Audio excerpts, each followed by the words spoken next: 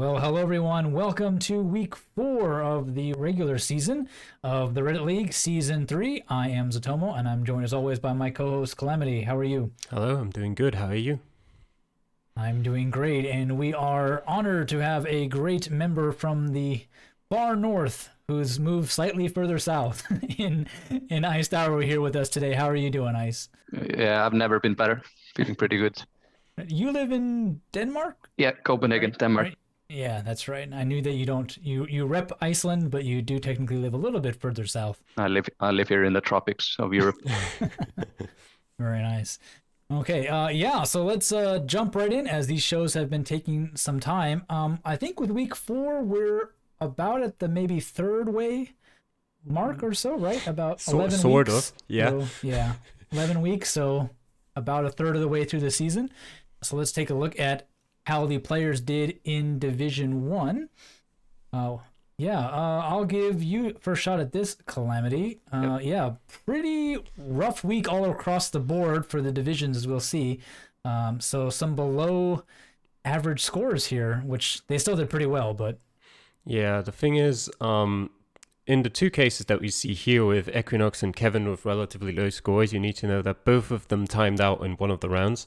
It wasn't too consequential for Equinox because he timed out in a round that was like very rural Turkey, and you kind of didn't really get any info other than just, knowing that you're in Turkey.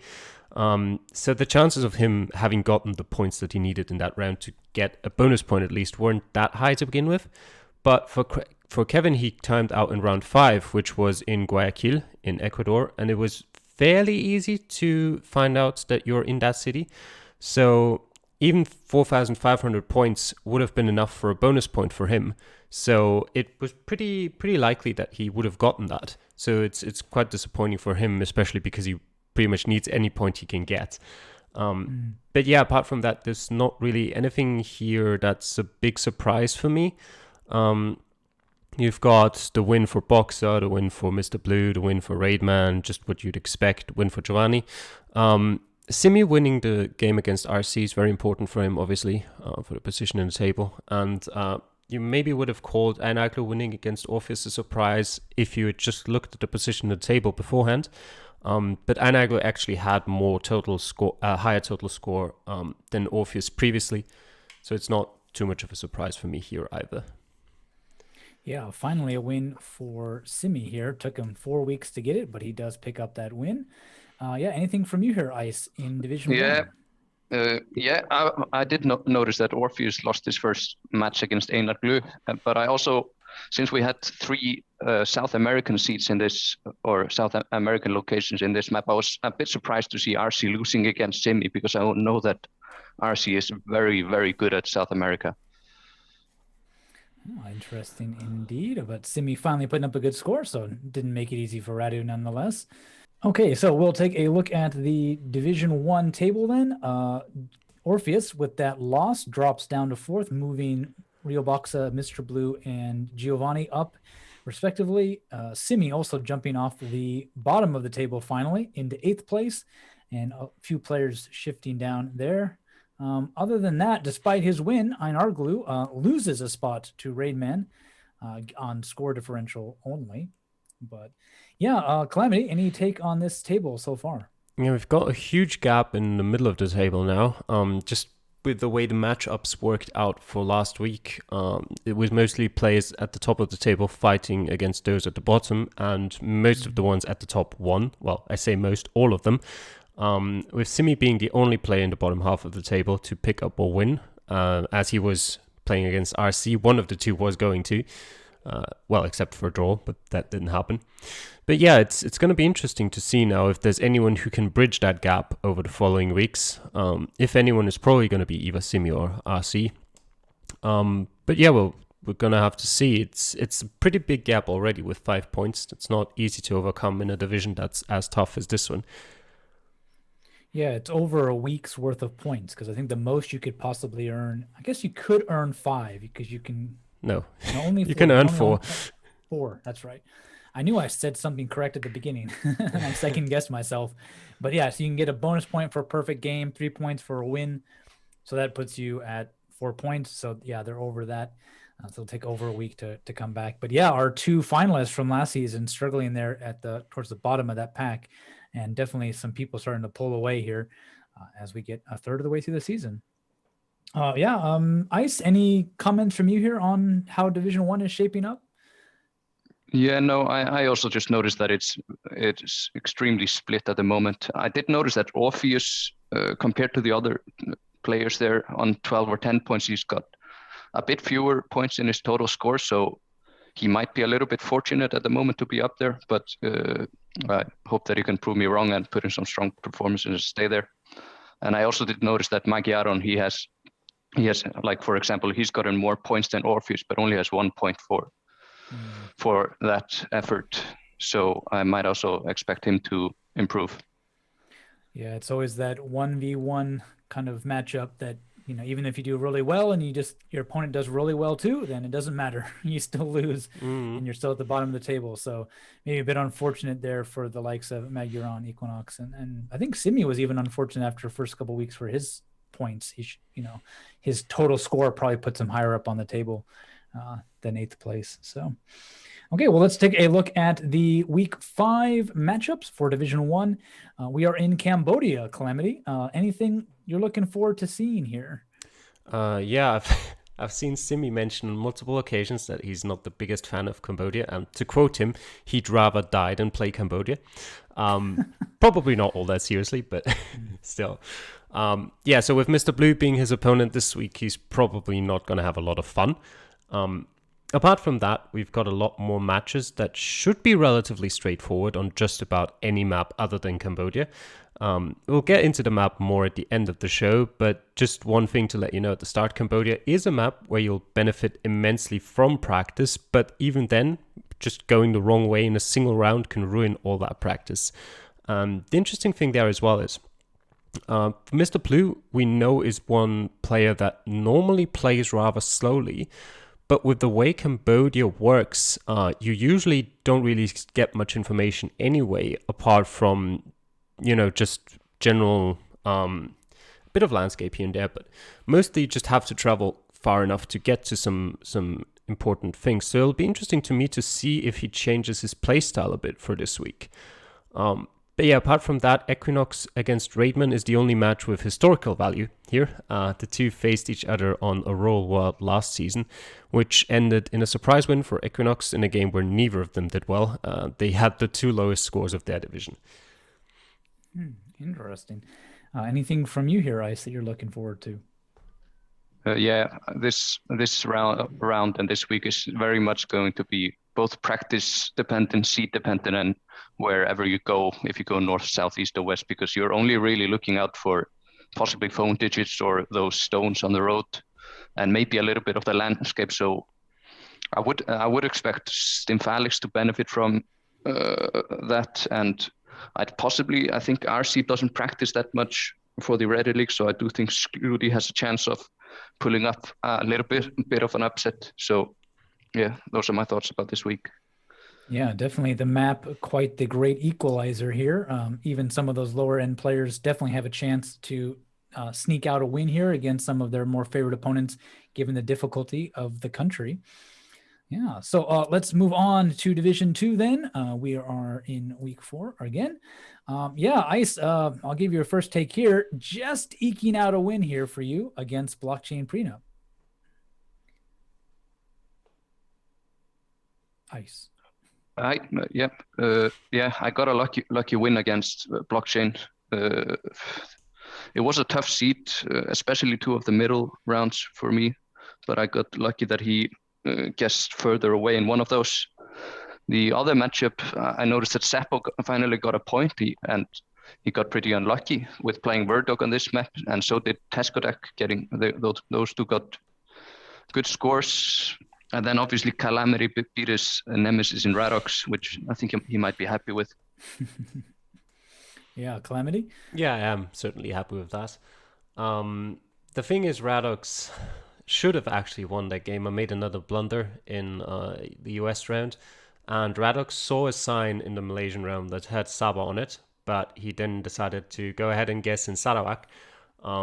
which cost him so many points that he couldn't win anymore. A mistake that actually Tall Impala made as well, although Tall Impala, he did look at the same sound Radok saw, but he actually didn't properly read it, so he wasn't quite aware of what it said.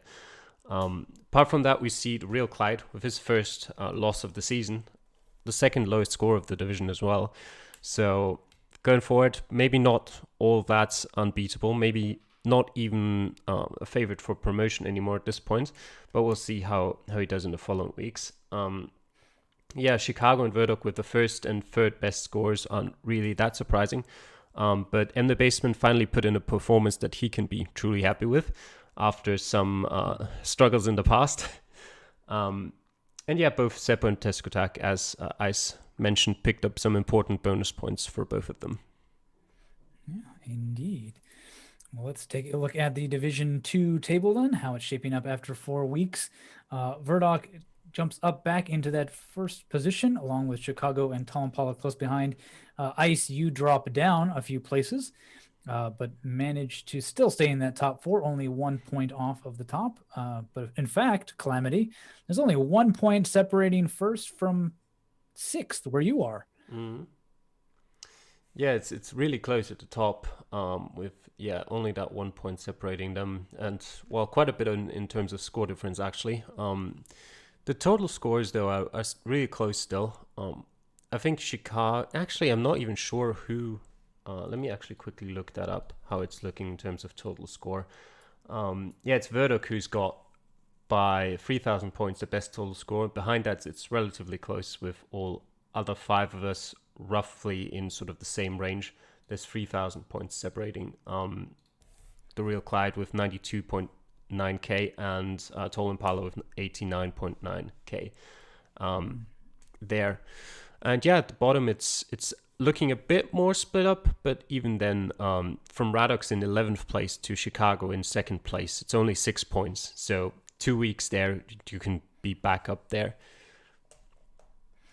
Yeah, definitely. Ice, you're hanging in there after 4 weeks, being in that top 4 almost every week so far.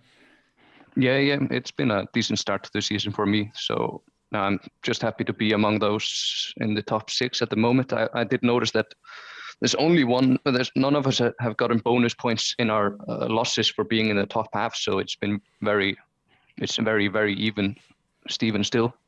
And also, the Basement, after his victory against me, he had an amazing performance this week. So he's definitely started swimming, and I could see him joining us in that battle very quickly. Yeah, definitely. While Division 1 is starting to see already a kind of a pack pull away, Division 2 is yet to really distinguish anybody from the crowd after 4 weeks. And let's see if the week 5 fixtures could do anything to separate them. Ice, you up against Seppo there, might be something you're favored in. Yeah, I don't know. We played in the first season. We played probably the most similar country in the Reddit League to this date to Cambodia and Bangladesh, and I did beat him there. And I also beat him last season in Pennsylvania, so he's definitely going to want to beat me here. But he has a tendency of doing well at these tough country maps. So I'll have to put in a good performance and maybe get a little bit lucky if I can decide to be lucky. Yeah. Any other matchups you're looking forward to, Ice? I want to see what the Basement can do this week, because I know he's also very good at these country maps. He's got his amazing record in Explorer mode, so I expect him to do all right this week. And then CG against Wordog, that's going to be they were in Division 1 last season, so one of them will have to drop points now and get a little bit further away from the promotion places. Indeed. Calamity. Yeah, as Ice already mentioned his past with Seppo, but we've actually got 4 matches this week that have some past history behind them. I personally had a dominant game against Guelo last season in Malaysia, though that admittedly was of no importance to him as he had already secured promotion at that point, but I still had the top score of the division by over 1,500 points anyway.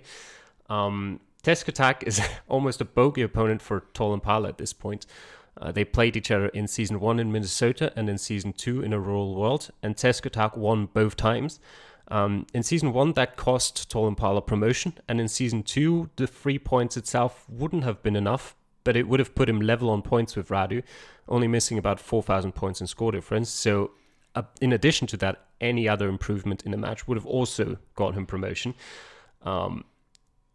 Apart from that, we've also got Verdok and Chicago. As I already said, they were both in Division 1 last season, and there they played in the worldwide map in the last week, in week 9.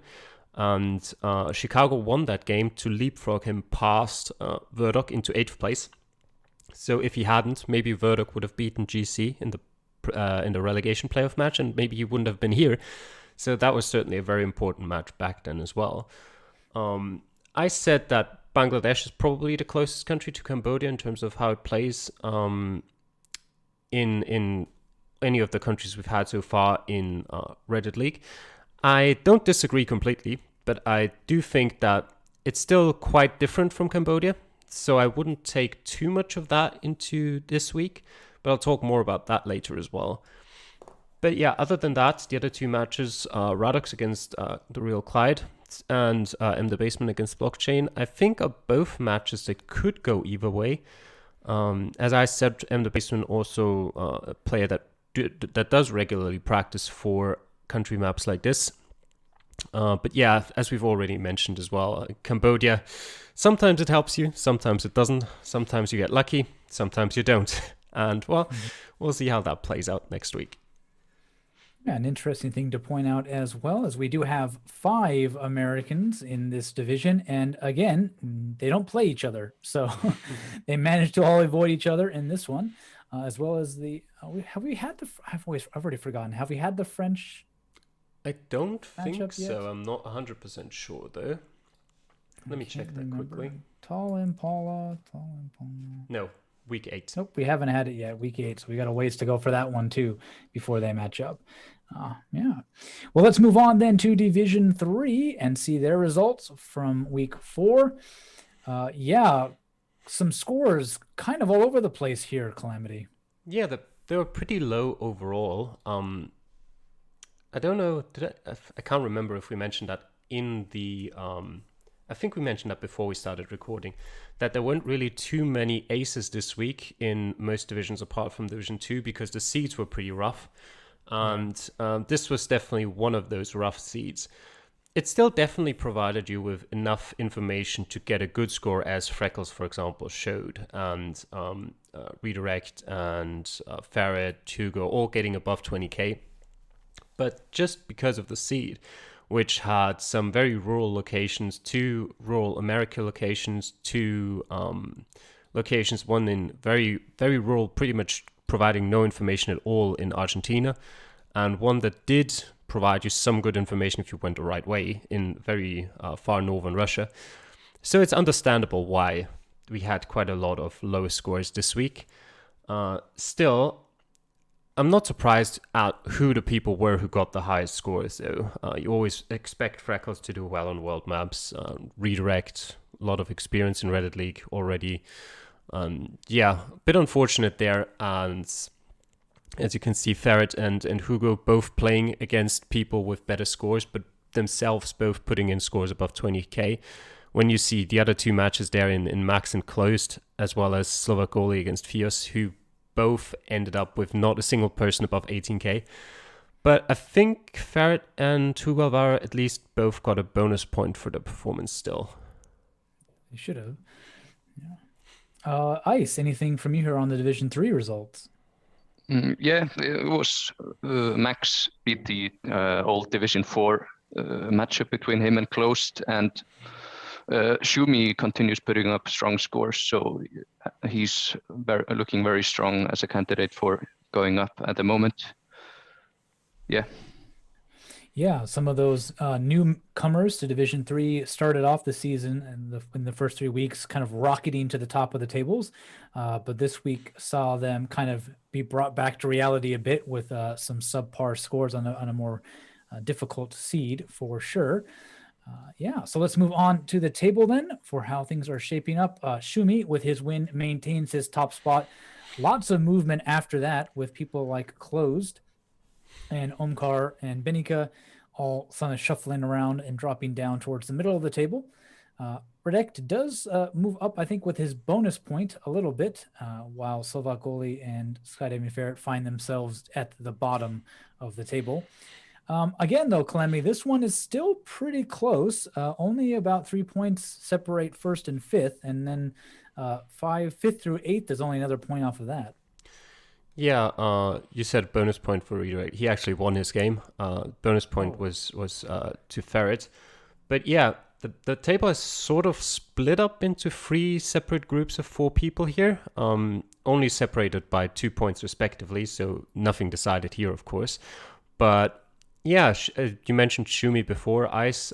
He's been very consistent, mostly. That's what he's been impressing with so far. He's not had a best score in any of the seeds yet, but he's always been at the top relatively. I think his lowest was the 6th best score of the division or something in any of the given weeks.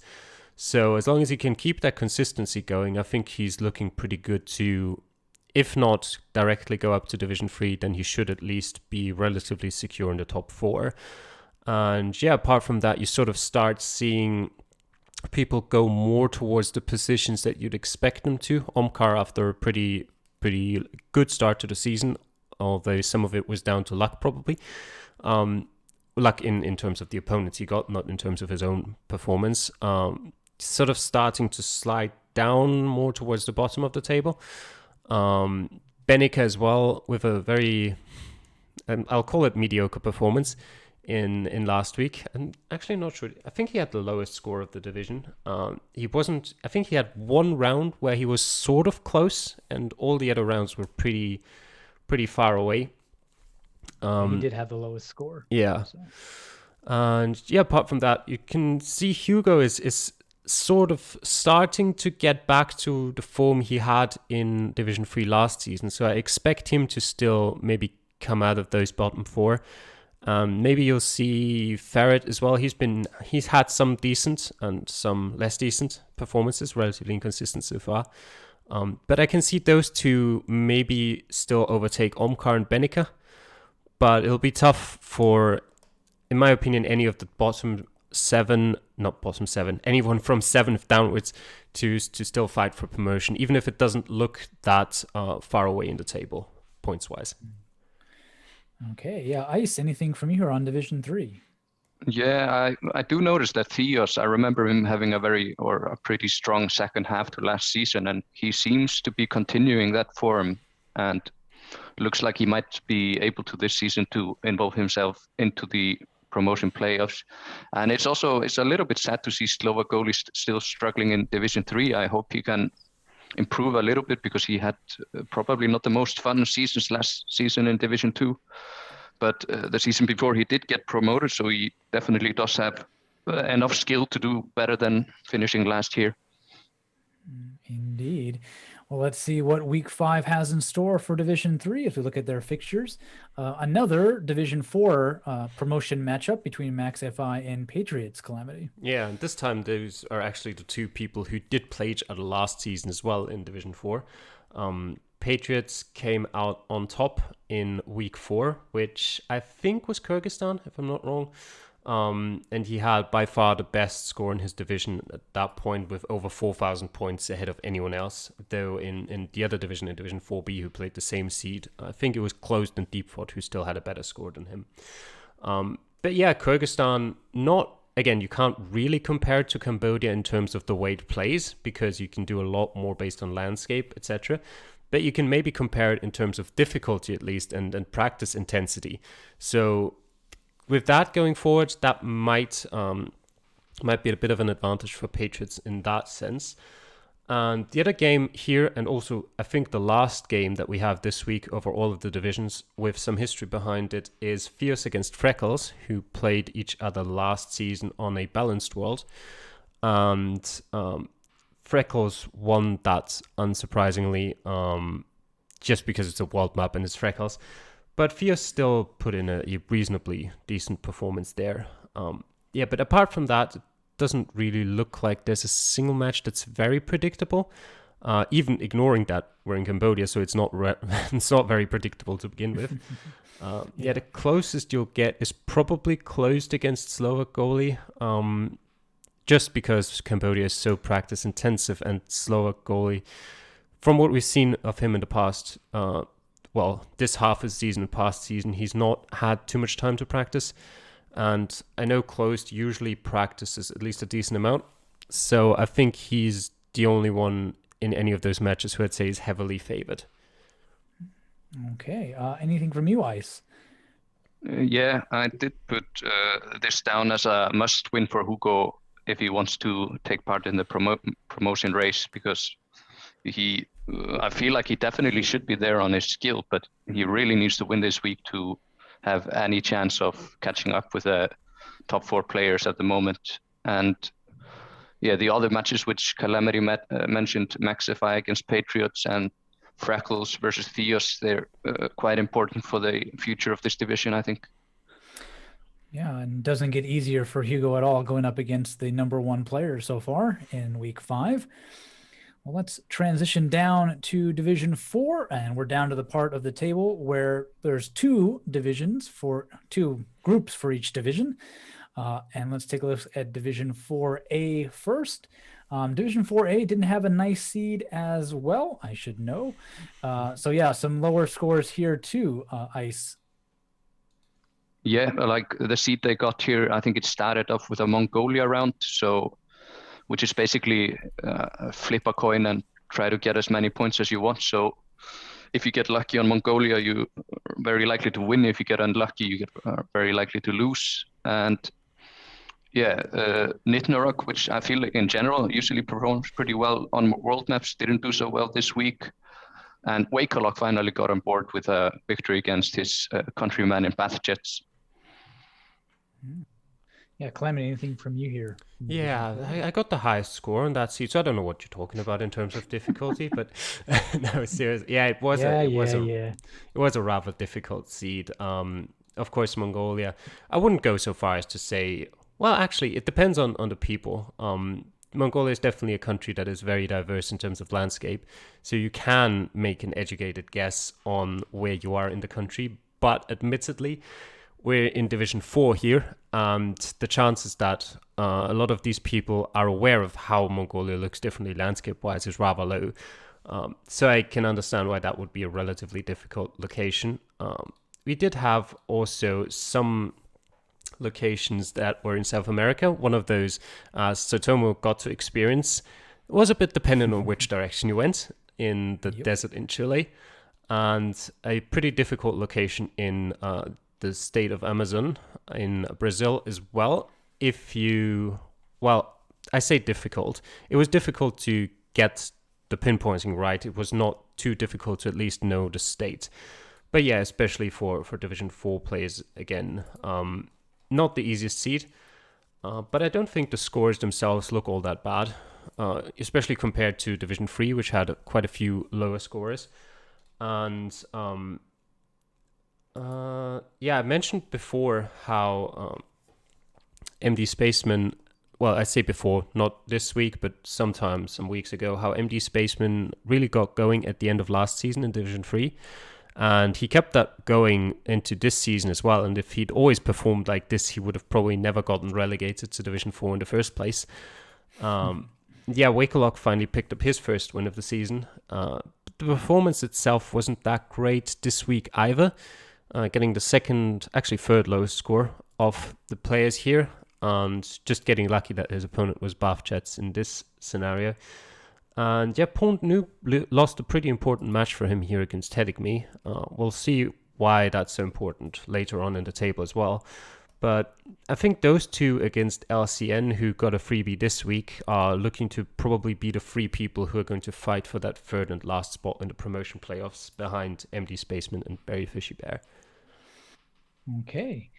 Let's take a look at that table that Calamity mentioned. MD the Spaceman and Barry Fishy Bear, without a loss yet, see themselves at the top of the table with 12 points apiece, only separated on score differential. Note that Barry Fishy Bear has not played Mabos or has not had his bye week yet, so that score differential is a bit skewed in terms of being an accurate representation of their actual position. Other than that, not a whole lot of movement. Yeah, with that loss, Ponoob just dropped down a few spots and sees LCN and Hidemiki. Headache me. Headache me. There we go. I just can't ever parse out names sometimes. Headache me does move up as well. Other than that, just not a whole lot of movement at all. The wins for the people who are on the top, or wins for people at the bottom, and everybody around them also getting wins. So it doesn't really do them any good to separate them out.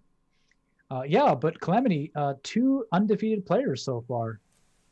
They've been doing well so far, both of them. And as you said, with the score difference there, you can kind of see that Barry Fishy Bear stands out there a bit, which, as you said, is because he hasn't played against, Marbos in theory yet. He hasn't had his bye week yet. But the important thing there is also that he's the only one out of the top 5 who hasn't played his bye week yet, which means that his position in the table is even stronger than it looks currently, because he's got a guaranteed free points in the future. He does have the second lowest total score out of the top 5 as well, though. But I think that sort of evens it out with that free bye week that he's got. So I still think that probably he's going to fight against MD Spaceman for the direct promotion. And behind them, LCN, Headache Me, and Punt Noob probably going to be fighting for that 3rd place.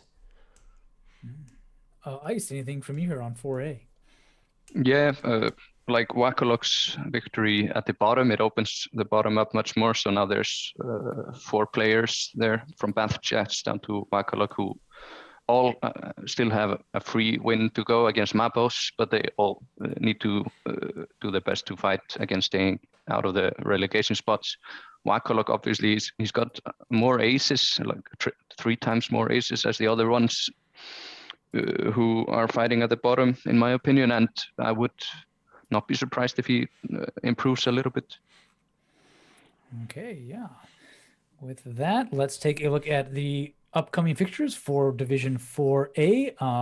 MD Spaceman and Barry Fishy Bear not playing each other, Calamity, so they still have a chance to have 2 undefeated players here through week 5. It's actually the division with the second most undefeated players. Division 1 still has 3 running. But we've got some great matches here. Both Punt Noob against MD Spaceman and Headache Me against Barry Fishy Bear will be very important for all of them going forward.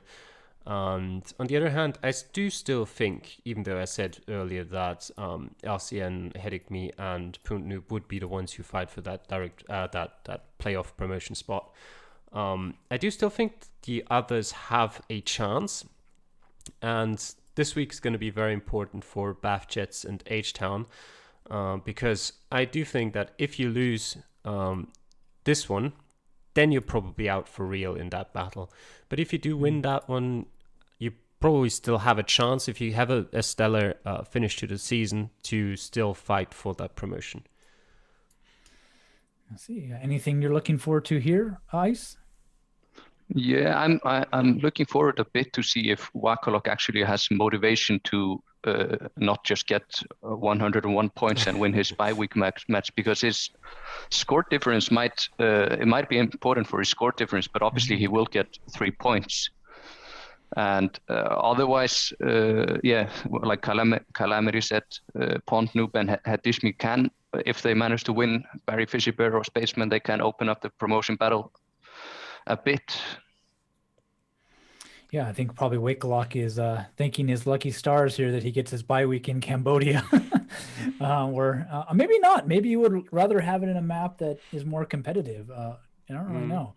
But yeah, he might be happy. He doesn't have to worry too much about a country like Cambodia in terms of practicing to try to make sure he gets a good score for them. But let's move over to Division 4B and their results for week 4. And as Calamity pointed out, with the rather rural nature of Division 4B, the Division 4 seed, you had to go the right way a few times. And yeah, I just lose out because I didn't go the right way. So a bit of a rough one there for me, taking a loss, Calamity. Yeah, I don't think there were many people who actually went the wrong way the whole way there in Chile, especially with 4.5 minutes. Usually, most people turn around eventually. You decided against it. It's not that I can't understand it. I definitely can. But yeah, in this case, didn't work out for you at all. Apart from you, Steal the Snick keeps going with one win after another. And as we talked about the difficulty of the seed there before, you kind of see that here, not in the way that we get any really low scores, but just that we're missing some really high ones. There's no one above 22, 377 from Nakiro.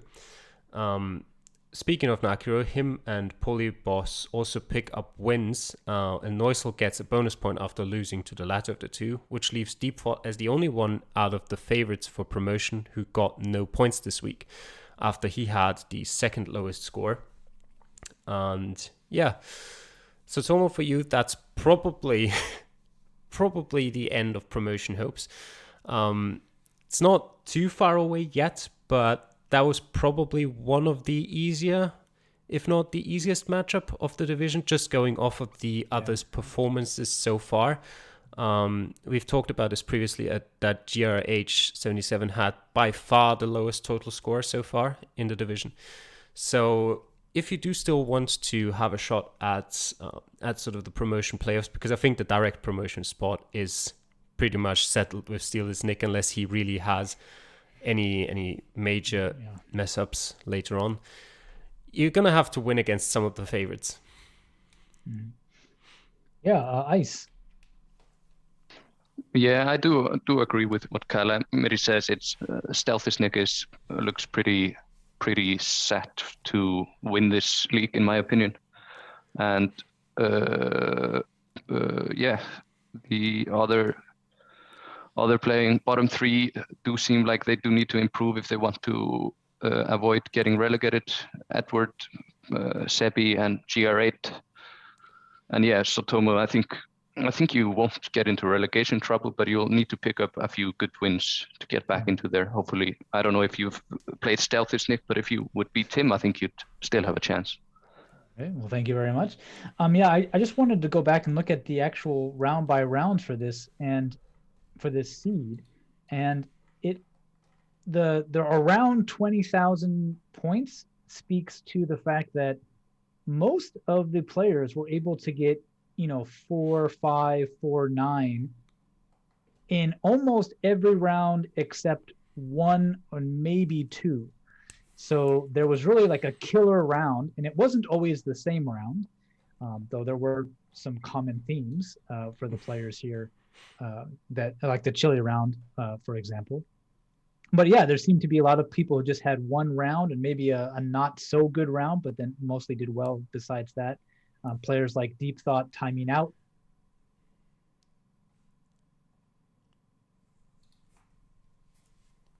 Everything else being somewhat respectable.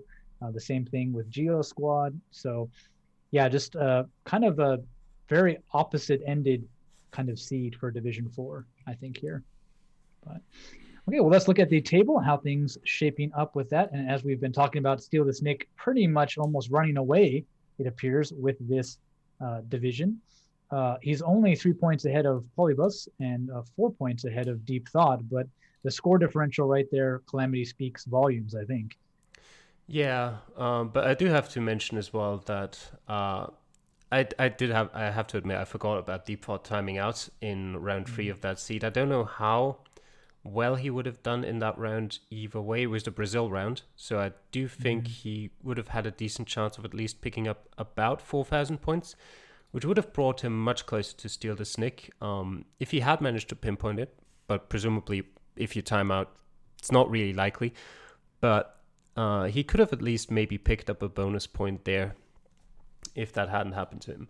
But yeah, as we said before, Steal the Snick already 3 points ahead, and that is the biggest gap that any of the leaders currently have throughout all of the divisions.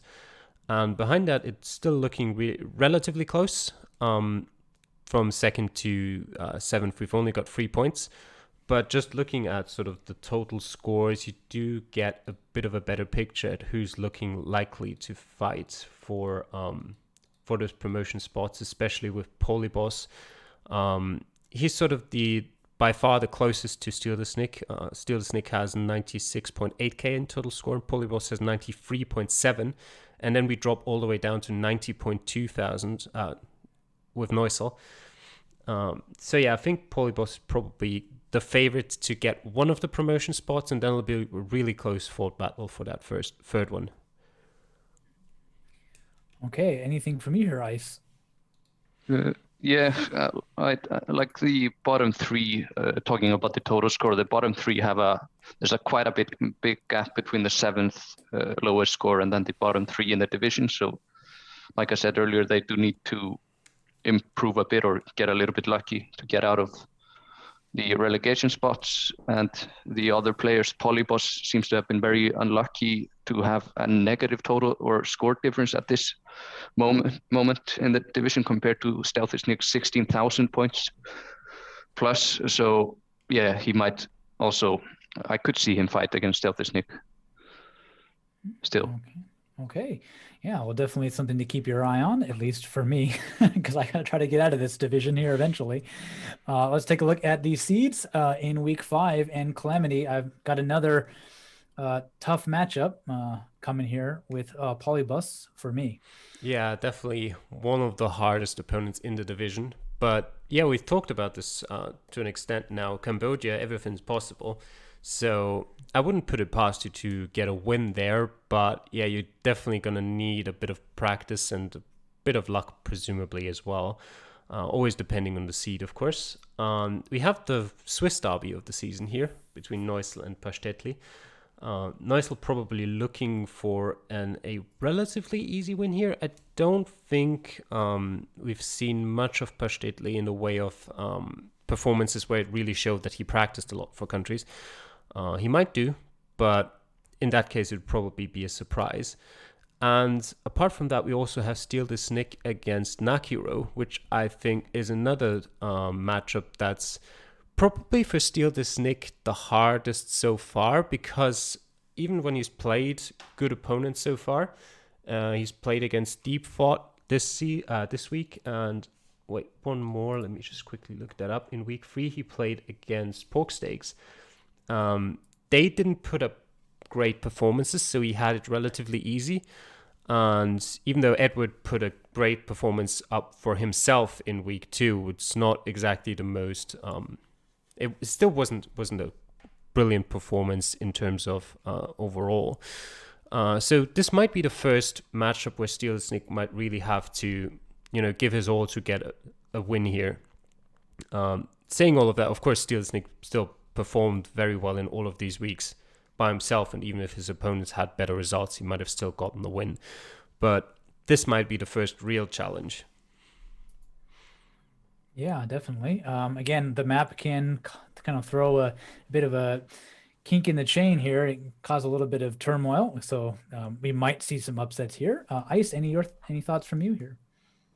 Yeah, I did wonder if, due to colonial ties, if there is more awareness in general of Cambodia in France than Italy. Mm-hmm. So if Nakiro might have a slight advantage due to this.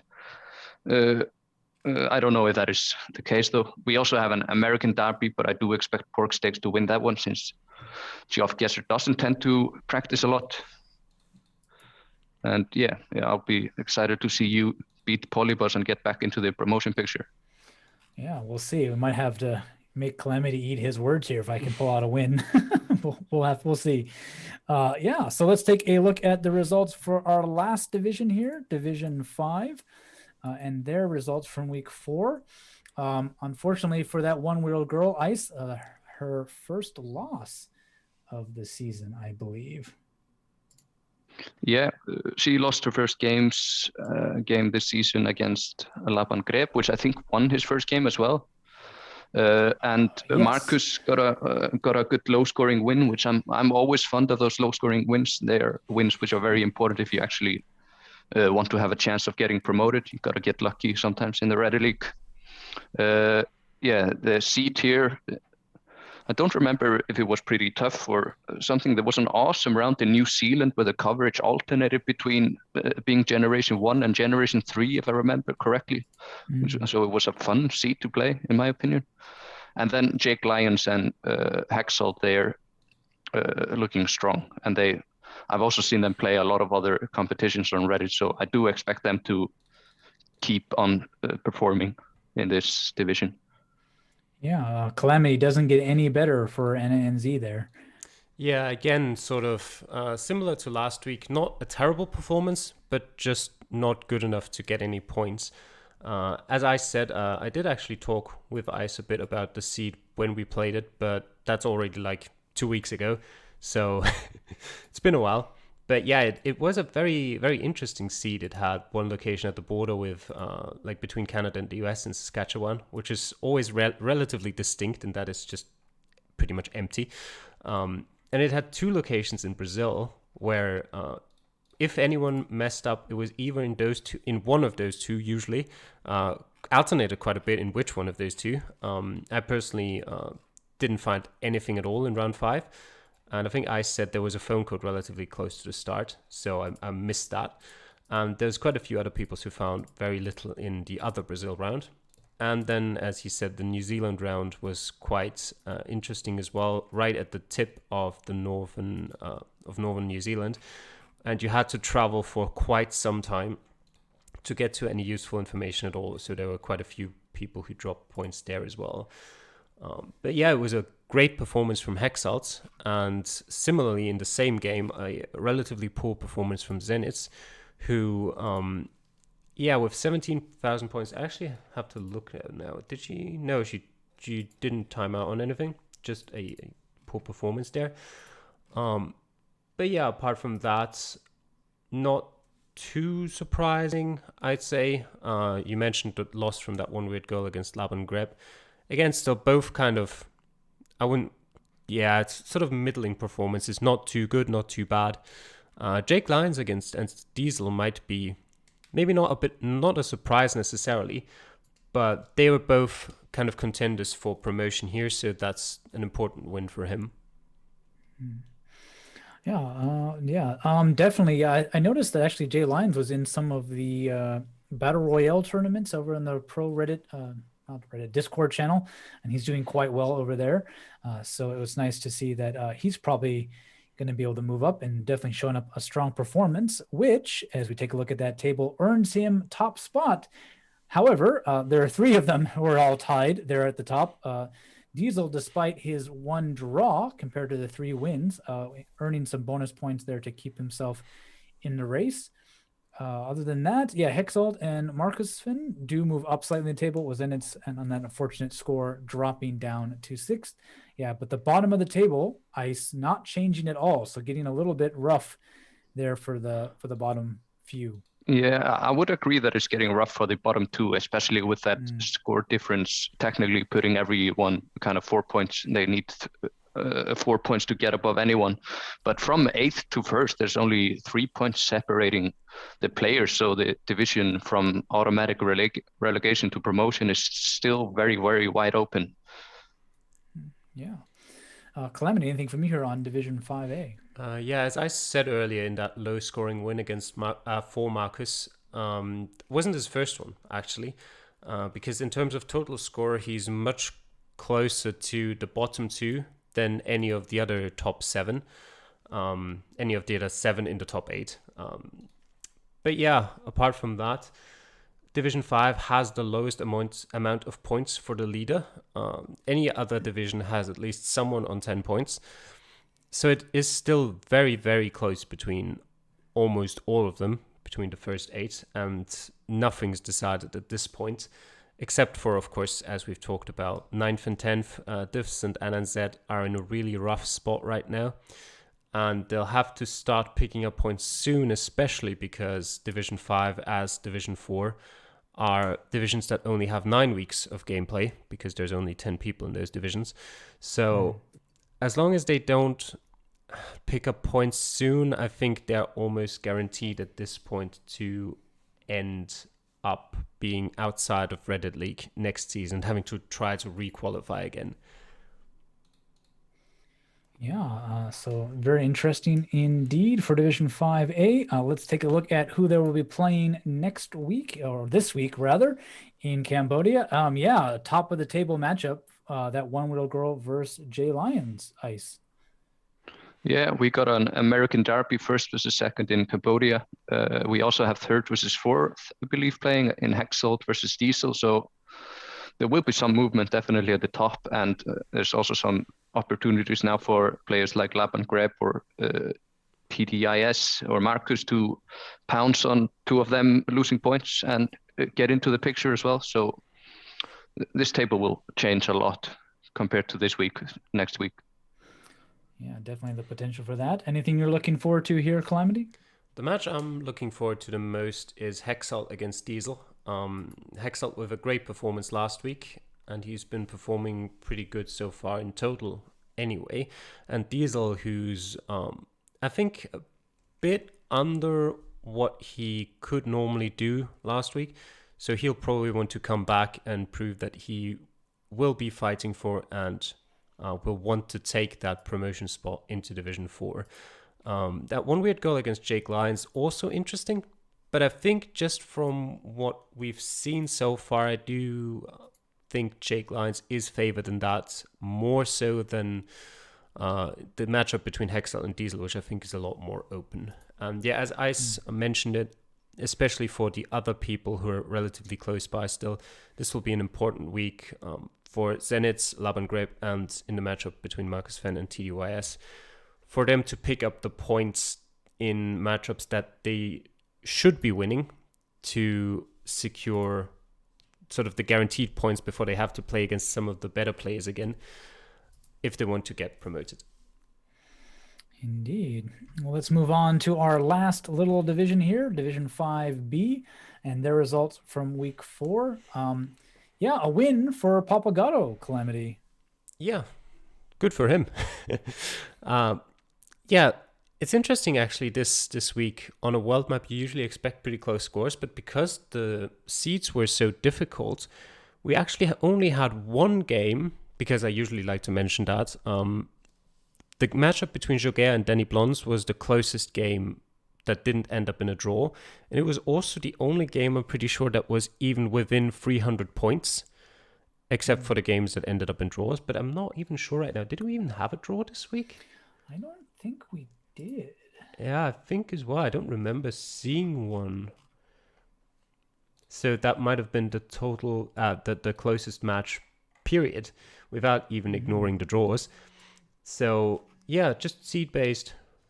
Very, very big differences between the matchups usually. And we had some pretty strong performances again this week from Katsash. And of course, yeah, Geoguessr against Danny Blondes was the matchup that's probably the most crucial at the top of the table there. So that's an important win for him. But yeah, Danny Blondes at least still got the bonus point for a good performance there. Yeah, anything from you here, Ice? Yeah, I did notice that Geoguessr against Danny Blondes, there's only 110 points between them, which is as close almost as it can be for it not to be a draw. So I think you might have your winner for the closest loss this season in that game. I don't know if there's going to be, or if there has been any closer one. And then Jack getting since I won a low-scoring game this week, I'm a huge fan of low-scoring wins now. So I'm proud of Jack getting a low-scoring win. And Faraban also, after his 0 points in round 1, he started improving. And I wouldn't be surprised to see him get some more wins.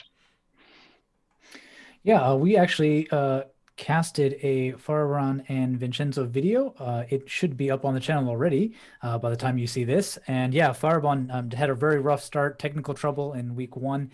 But in week 2 and on, he's been looking pretty strong and is going to look to try to put that behind him as fast as he can. So let's take a look at their table for Division 5B.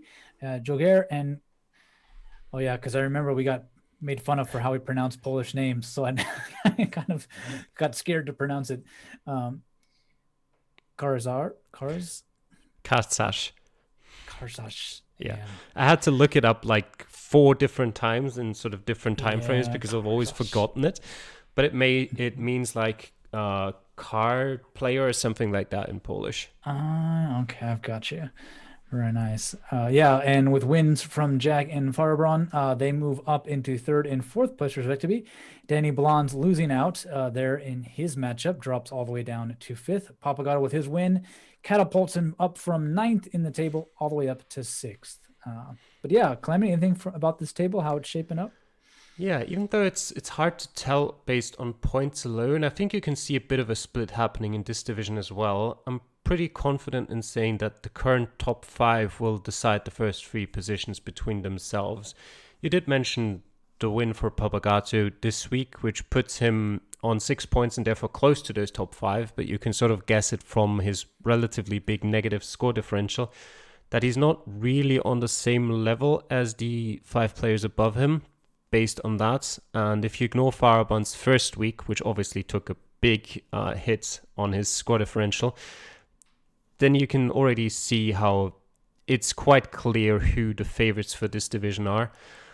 Between those, though, I think it'll be very interesting to see out of those 5 who the top 3 will be, because I don't think there's that much clarity on that yet. We do have Geoguessr with quite the high score differential, but he also had, I think, was he the one who had the free win against Papagato? Yes, he was. That's why his score differential is so high.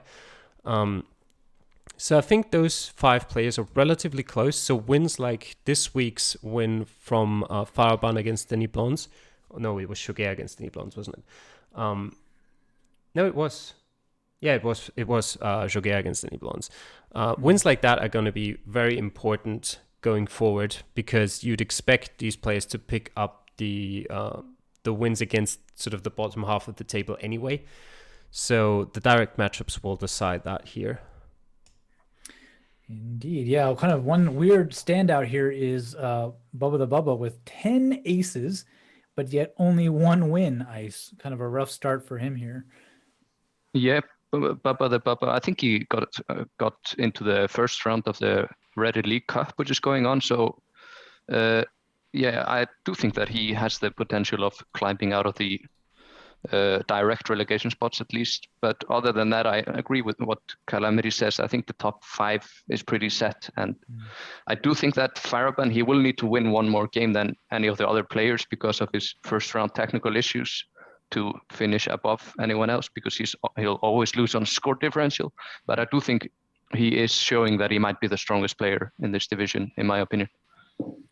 Interesting. Something to watch for in the coming weeks. Well, let's see what they have coming up in week 5 in Cambodia.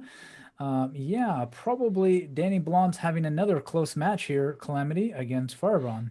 Yeah, you're definitely going to have to watch out for that. That was also the reason why I got so mixed up on who Danny Blondes was playing, because he just played against Geoguessr and now he's playing against the other Frenchman in Faraban. And that will definitely be crucial for both of them. If Danny Blondes can't win that match or at least get a point, then he's the one that will drop down and be quite far behind the top 4 actually after this week. So it's pretty crucial for him to get a result there. And it's also the time for Papagato and Vincenzo, if they still want to fight for promotion. They'll need a win here to put them back into contention. And they're both playing against 2 of those top 5 that I mentioned previously. Top 3, actually, even. So if they want to still fight for promotion, they'll have to perform here. Indeed. Anything from you, Ice, to round out Division 5? Yeah, we do have 9th versus 10th playing. Steven against Bubba the Bubba, and Steven desperately will need a win, which I don't think he will get this week because he often struggles on these tougher country maps. And we also have 4th versus 5th, like you mentioned, Danny Blondes against Faraban. So if Danny Blondes wins, the table doesn't change that much, in my opinion, because then we just still have 5 players who can have a reasonable chance of getting promoted. If he loses, it'll be very tough for him. Indeed. Well, it's certainly shaping up to be an interesting matchup for all the divisions, given the map. We've kind of been talking about it throughout the show so far. So let's finish with taking a look at what exactly we have for the map here. It is by Alec. The average score only 11,671 points. Just over 1,000 locations. So I don't know, Calamity, maybe somebody can try to see all 1,000 of those. It's been played only 249 times. with only 7 likes. Yeah, very thick forested South Asian country. Cambodia's got a lot of interesting challenges, Calamity. Yeah, definitely. You almost said it a bit jokingly about seeing all the 1,000 locations, but the thing is, you don't even need to, because just the off chance, if you see like 100 of them, then you've already got a pretty high chance of getting repeat locations in the seeds in the actual competition. I certainly got quite a few repeats while practicing, and I also had, I think, 3 or 4 repeats over all the 5 different division seeds. Or if it weren't repeats, then it was locations that were very close by, because while Cambodia is relatively densely covered, surprisingly, like if you don't zoom in too far, pretty much all of the roads that you can see are covered. It does have quite a few locations on the same roads, pretty much, because the road just doesn't look that different, but you have like one location every 10 kilometers or something. And you know, I always like to compare the maps we get with maps we've played previously, but I had a really tough time to find anything that's really quite like Cambodia this week. There's countries that you can argue are similar, like Ice did early on with Bangladesh. I also like to bring in North Macedonia and New Zealand, which have some similarities, all sort of being countries where you have to travel quite far, usually, unless you're in cities. And the thing is, though, that Cambodia is really unique in the sense that unless you're in a city, on a major road, or at an important junction, you're not going to find any information. In all of the other countries I've mentioned so far, you still find some information, but it just might not be particularly useful for you. Cambodia literally has nothing. You get to see a bit of landscape, but the thing is, landscape-wise as well, that's kind of why I brought North Macedonia in, is that landscape-wise, it's really not all that different.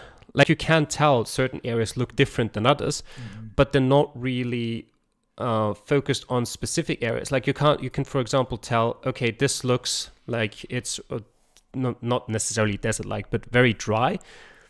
But that means it could be south of Phnom Penh. It could be in the northeastern corner, sort of northeast of, not northeast, in the northwestern corner, sorry. Northeast of Phoi Phet, in that sort of area. If it's very wet, it could be in the far northeast. It could be in the southwest. So generally, and the thing is, those areas are usually quite far apart as well. So while you can say, oh, it's probably one of these 2-3 areas, if you choose the wrong one, you're still going to end up with barely any points, which is the main issue here. And even if you choose the right one and you get sort of in the right area, you can still easily lose like 3,000 points because the country is so small. That goes back to similarities with North Macedonia again. I think those 2 countries are a similar size. Bangladesh as well, sort of a similar size to that. So the only thing you can really look for in Cambodia generally are, one, green signs that are at intersections usually that tell you which road you're on, as well as sort of which cities are in which direction. You then have marker stones, which tell you usually which road you're on. That may or may not be the number of the road that's also on Google Maps. Depends on when the coverage was taken and if the road has been renamed in the meantime. And the other thing is, in cities, of course, you can usually find mentions of the city names on stores as well. Rarer than in countries like Bangladesh, for example, where they're pretty much everywhere. But you do find them occasionally. Yeah, Ice, any takes on Cambodia from you? Yeah, I actually have had some fun trying to practice for Cambodia. I made some Cambodian friends and tried playing it with them. So I can actually confirm that even Cambodian people cannot really tell apart especially the flat areas of the country, and even the mountains on the border with Thailand to the mountains in Kampar and over there. I got told that there's no mountain in Svay Rieng, so if you feel confident about guessing just because of no mountains being there. And I also do know that if anyone actually does try to learn Cambodian script, the province names are often mentioned on the political ads, but I don't think that is worth the effort for a Reddit League victory to learn Cambodian script. Yeah, if you don't already know that, that could be a little bit of a difficult alphabet to pick up. Yeah, and even For if you could theoretically read it, or read the script, it's just a question of can you actually make out the letters on the board, because it's maybe blurry, it's maybe too far away, and you'll probably, if you know that it's there, you're probably going to be spending some time trying to read it, which may end up being worthless if you can't in the end, and that's just some time you've wasted then. That's always sort of the one of the things why I've always been like, I don't really need to know Cyrillic perfectly, because then I just end up reading every sign and like 90% of them are still going to be pointless. Yeah, I agree with that. It would be a very huge waste of time, unless you have any interest in Cambodia in general to learn their script. Also, one thing I forgot to mention, because Ice, I think, mentioned it very shortly earlier, was the area codes and phone numbers of Cambodia. The thing is, you can learn them, but 99.9% of the time, it's going to be mobile phone numbers on the signs. And Yes. I have to say, I have not found a single area code in Cambodia. I've not looked for them very intensely, and chances are that in some cities you might find them more regularly. But I just, especially in rural areas where you could actually get some use out of them, because generally the cities aren't too hard, I just haven't found a single one. Yeah, they're all Yeah, mobile. So I actually have to disagree with that. I haven't memorized them all, but I've memorized where the 4s and 5s are, and they do help me Okay. out. okay. I Interesting. mean, I've been practicing too, and I've never seen a Ford area code anywhere. So yeah, definitely something Yeah, that you will need be to look at much the easier. beer ads for, I think, Angkor and Cambodia beer. Sometimes, usually they have mobile phone numbers, but sometimes they do have landline area codes in probably like 5% of the cases. Yes, they do show up. Yeah, that's one thing I do see everywhere is the beer.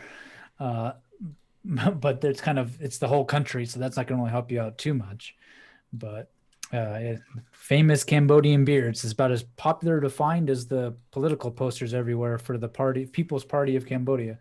So yeah, but definitely a very interesting map. Should be very kind of open in terms of what players can do here, and then very seed dependent as well. Players might be able to pull off some upsets here. So hopefully next week we'll be able to talk about maybe some interesting matchups with some things that didn't go the way of the pundits here.